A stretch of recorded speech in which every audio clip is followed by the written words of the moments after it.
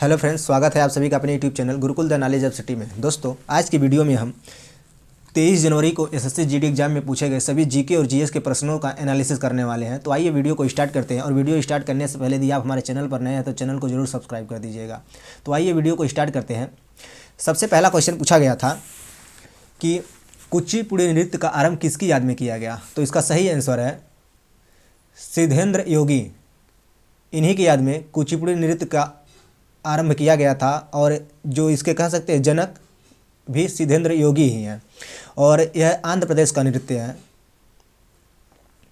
इसके अलावा दूसरा क्वेश्चन पूछा गया था कि प्रधानमंत्री कौशल विकास योजना कब शुरू की गई। तो इसका सही आंसर है 15 जुलाई 2015 को। जो प्रधानमंत्री कौशल विकास योजना है इसकी शुरुआत 15 जुलाई 2015 को की गई थी। और किस विकास मंत्रालय के अंतर्गत यह आता है तो स्किल डेवलपमेंट एंड इंटर्नशिप मंत्रालय, कौशल विकास एवं उद्यमिता मंत्रालय के अंतर्गत यह योजना आती है। इसका जो मुख्य उद्देश्य था वर्ष 2020 तक 1 करोड़ से अधिक युवाओं को कौशल प्रशिक्षण उपलब्ध कराना था। और साथ ही साथ इसका जो उद्देश्य था ऐसे लोगों को रोजगार मुहैया कराना था जो कि कम पढ़े लिखे हैं या बीच में स्कूल छोड़ देते हैं। अगला क्वेश्चन पूछा गया था कि कार्बन का परमाणु क्रमांक कितना होता है।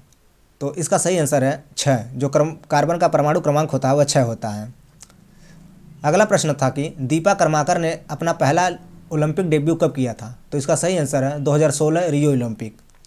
और जो ये दीपा कर्माकर हैं यह भारत के त्रिपुरा राज्य से संबंधित हैं और ओलंपिक में भाग लेने वाली भारत की पहली महिला जिम्नास्ट हैं। अगला प्रश्न पूछा गया था कि डॉक्टर भीमराव अम्बेडकर ने संविधान के किस अनुच्छेद को उसकी आत्मा कहा है। तो इसका सही आंसर है अनुच्छेद 32, जो कि संवैधानिक उपचारों का अधिकार है। याद रखिएगा, जब पूछा जाए कि डॉक्टर भीमराव अम्बेडकर ने संविधान के किस अनुच्छेद को उसकी आत्मा कहा है तो वह अनुच्छेद 32 होगा। लेकिन अगर ऐसे पूछा जाए कि संविधान की आत्मा किसे कहा जाती है तो जो ठाकुर दास भार्गव थे उन्होंने भारतीय संविधान की प्रस्तावना को उसकी आत्मा कहा था। अगला प्रश्न पूछा गया था कि सबसे कम जनसंख्या वाला दूसरा राज्य कौन सा है। तो यहाँ पर दूसरे राज्य की बात कर रहा है। तो जो दूसरा राज्य है वह मिजोरम है। और सबसे कम जनसंख्या वाला राज्य जो है सिक्किम है, उसके बाद मिजोरम है, उसके बाद अरुणाचल प्रदेश है, फिर उसके बाद गोवा है। और बात करें कि सबसे केंद्र शासित प्रदेशों में सबसे जनसंख्या जो कम है वो है दमन दीव, उसके बाद दादर नगर हवेली, उसके बाद अंडमान निकोबार। तो इसके बाद ये आता है। और जो सर्वाधिक जनसंख्या वाला राज्य है वह उत्तर प्रदेश है, उसके बाद महाराष्ट्र है, फिर बिहार है, फिर पश्चिम बंगाल है। अगला प्रश्न पूछा गया था कि अरुणाचल प्रदेश में मनाया जाने वाला त्यौहार तुराग्या कितने दिनों तक चलता है। तो इसका सही आंसर है 3 दिनों तक। 10 जनवरी, 11 जनवरी और 12 जनवरी, 3 दिनों तक यह त्यौहार मनाया जाता है। और यह उत्सव मनाया क्यों जाता है तो यह जो उत्सव होता है किसी भी प्रकार के बाहरी आक्रमण एवं लोगों को प्राकृतिक आपदाओं से बचाने हेतु तवांग मठ अरुणाचल प्रदेश में आयोजित किया जाता है। अगला प्रश्न पूछा गया था कि केरल का सबसे ऊंचा जलप्रपात कौन सा है। तो इसका सही आंसर है अथिरापल्ली। जो अथिरापल्ली है वो केरल का सबसे ऊंचा जलप्रपात है। इसका एक अन्य नाम भी है द निगारा ऑफ इंडिया। और जो यह अथिरापल्ली जलप्रपात है केरल में त्रिशूर जिले के चलकुंडी नदी पर स्थित है। अगला प्रश्न पूछा गया था कि बेंगलुरु टेक समिट यानी BTS 2022 का उद्घाटन किसने किया था। तो ये थे प्रधानमंत्री नरेंद्र मोदी। इन्होंने ही इसका उद्घाटन किया था। और इस का जो थीम था वो टेक फॉर नेक्स्ट जनरेशन था। अगला प्रश्न पूछा गया था कि भारतीय चुनाव आयोग कौन कौन से चुनाव करवाता है। तो इसका ऑप्शन में तो नहीं पता है, लेकिन जो भारतीय चुनाव आयोग होता है वह राष्ट्रपति, उपराष्ट्रपति, विधानसभा, लोकसभा इन सब का चुनाव कराता है। और जो भारतीय चुनाव आयोग है उसकी स्थापना 25 जनवरी 1950 को की गई थी। इसीलिए हर 25 जनवरी को मतदाता दिवस के रूप में मनाया जाता है। और 25वें जो chief election commission of India बने हैं वे राजीव कुमार हैं। और जो इसकी व्यवस्था की गई है भारतीय संविधान के अनुच्छेद 324 में की गई है। अगला प्रश्न पूछा गया था कि आयरन की कमी से कौन सा रोग होता है। तो इसका सही आंसर है एनीमिया रोग होता है।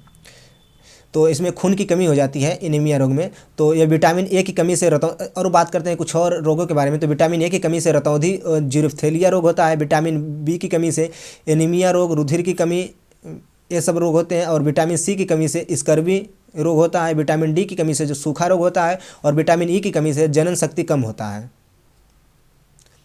इसके अलावा अगला प्रश्न पूछा गया था कि भारत का मानक समय GMT से है डैश करके दिया था। तो भारत का जो मानक समय है वह GMT से 82.5 डिग्री पूर्व है। अगला प्रश्न पूछा गया था कि किस पंचवर्षीय योजना में भारी औद्योगिकरण का चरण शुरू किया गया था। तो इसका सही आंसर था द्वितीय पंचवर्षीय योजना, जो कि जिसका जो कार्यकाल है 1956 से लेकर 1961 तक था। अगला प्रश्न पूछा गया था कि बंगाल के समाज सुधारक कौन थे जिनके सहयोग से अंग्रेजों ने विधवा पुनर्विवाह अधिनियम 1856 को पारित किया गया था। तो वे थे ईश्वर चंद्र विद्यासागर। और एक बात और यहाँ पर याद रखिएगा कि जो इसके अलावा एक हिंदू विधवा पुनर्विवाह अधिनियम जो था वो लॉर्ड डलहौजी के कार्यकाल के दौरान तैयार किया गया था, और यह अधिनियम जो था 1856 में कैनिंग के द्वारा पारित किया गया। इसके अलावा सती प्रथा का अंत जो है वो लॉर्ड विलियम बेंटिंक की सहायता से 1829 ईस्वी में किया गया, और इसके जो इसमें प्रमुख योगदान माना जाता है और राजा राम मोहन राय का माना जाता है। अगला प्रश्न पूछा गया था कि हाल ही में महाराष्ट्र के सीएम कौन बने हैं। तो आप सभी को पता है कि जो महाराष्ट्र के नए सीएम बने हैं वह एकनाथ शिंदे हैं। अगला क्वेश्चन था कि नाट्य शास्त्र के रचयिता कौन है। तो इसका सही आंसर है भरत मुनि। इसके अलावा कुछ किताबों के लेखकों के बारे में जान लेते हैं। जो अष्टाध्यायी है उसके लेखक पाणिनि है, बुद्ध चरित्र के लेखक अश्वघोष है। इन सभी प्रश्नों को इसके पहले वाले में पूछा जा चुका है। और मुद्रा राक्षस के लेखक जो हैं विशाख दत्त हैं, गीत गोविंद के लेखक जयदेव हैं, रामायण के लेखक वाल्मीकि हैं, महाभारत के लेखक वेदव्यास हैं, विक्रमांक चरित्र के लेखक विल्हड़ हैं। विल्हड़ जो थे कल्हड़ के भाई थे।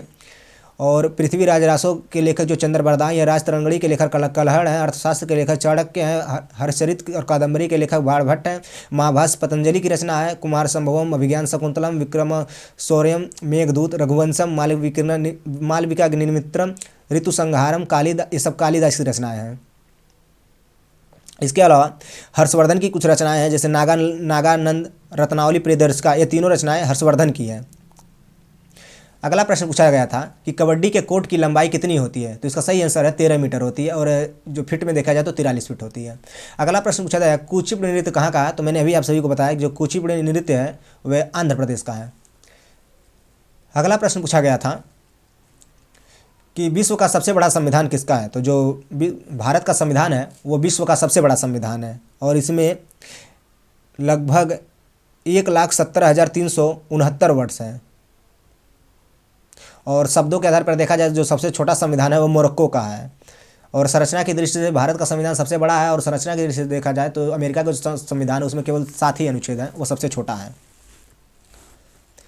अगला प्रश्न पूछा गया सिग्मो फेस्टिवल कहाँ मनाया जाता है। तो उसका सही आंसर है गोवा। यह गोवा में मनाया जाता है। अगला प्रश्न पूछा गया राज्य सरकार का कार्य किस अनुच्छेद में दिया गया है। तो अनुच्छेद 153 से लेकर 167 तक, और खास करके अनुच्छेद 166 में राज्य सरकार का जो कार्य है उसका वर्णन किया गया है।